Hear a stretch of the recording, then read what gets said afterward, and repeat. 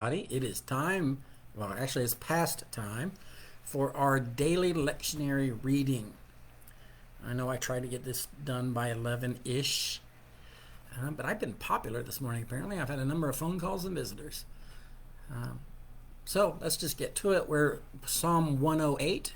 It's our second day with that psalm. We have 1 Samuel 8, 1 to 22, and then we're staying in Revelation for our New Testament reading with Revelation 27 to 15. So, Psalm 108.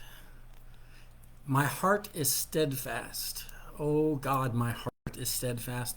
I will sing and make melody. Awake, my soul. Awake, O harp and lyre. I will awaken the dawn. I will give thanks to you, O Lord, among the peoples, and I will sing praises to you among the nations.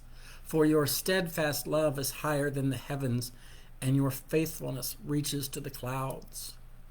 Be exalted, O God, above the heavens, and let your glory be all over the earth. Give victory with your right hand, and answer me, so those whom you love may be rescued. God has promised in his sanctuary, with exultation I will divide up Shechem and portion out the vale of Succoth. Gilead is mine, Manasseh is mine, Ephraim is my helmet, Judah is my scepter, Moab is my wash basin. On Edom I hurl my shoe, over Philistia I shout in triumph. Who will bring me to the fortified city? Who will lead me to Edom? Have you not rejected us, O God? You do not go out, O God, with our armies. O grant us help against the foe, for human help is worthless. With God we shall do so valiantly. It is he who will tread down our foes. You guys remember a while back with President Bush, W., that he was speaking somewhere in the Middle East. I don't remember where, but a gentleman took off his shoe and threw it at him. Because that is, to this day, a serious insult in that culture. And apparently it was in the time of David as well, of the Old Testament, because Moab is my wash basin. On Edom I hurl my shoe. We still have that great insult of hurling your shoe. It's like knocking the dust off your sandals, I guess, is all semi-related. I guess feet are not looked at very well. So onward to 1 Samuel 8. When Samuel became old, he made his sons judges over Israel. The name of his firstborn son was Joel. Well, probably Joel. And the name of his second, Abijah. And they were judges in Beersheba. Yet his sons did not follow in his ways, but turned aside after gain. They took bribes and perverted justice. Then all the elders of Israel gathered together and came to Samuel at Ramah and said to him, You are old, and your sons do not follow in your ways. Appoint for us then a king to govern us like other nations. But the thing displeased Samuel when they said, Give us a king to govern us. Samuel prayed to the Lord, and the Lord said to Samuel, Listen to the voice of the people and all that they say to you. For they have not rejected you, but they have rejected me from being king over them. Just as they had done to me from the day I brought them out of Egypt to this day, forsaking me and serving other gods, so also they are doing to you. Now then, listen to their voice. Only you shall solemnly warn them and show them the ways of the kings who shall reign over them. So Samuel reported all the words of the Lord to the people who were asking him for a king.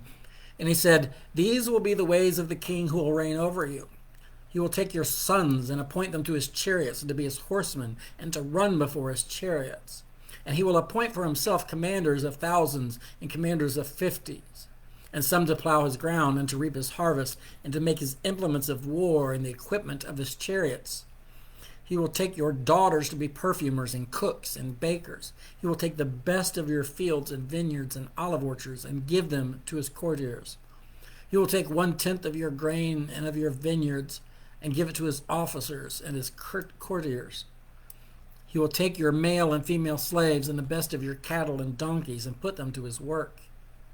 He will take 1/10 of your flocks, and you shall be his slaves. And in that day You will cry out because of your king, whom you have chosen for yourselves, but the Lord will not answer you in that day."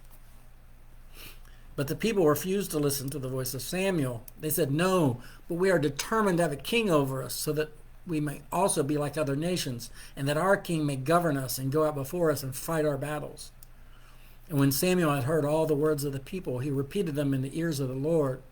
And the Lord said to Samuel, "Listen to their voice and set a king over them." And Samuel then said to the people of Israel, "Each of you return home."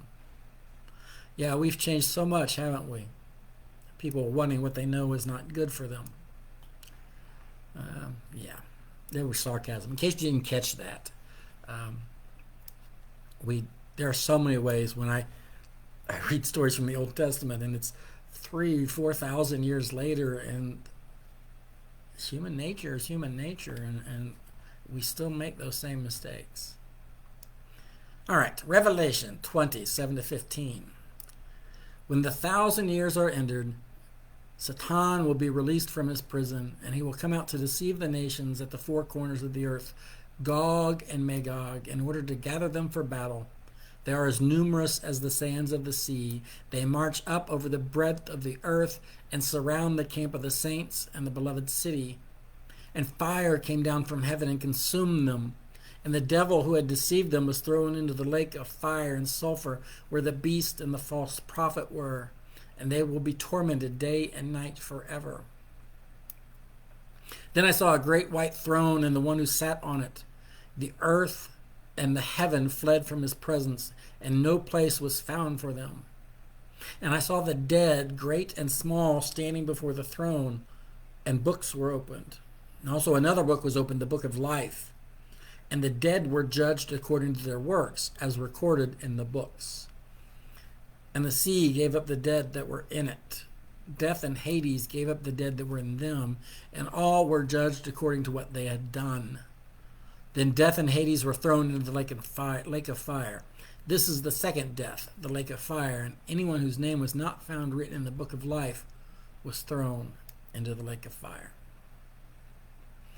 And that is our lectionary readings for Tuesday, June 8th, 2021. And I will see you all again tomorrow.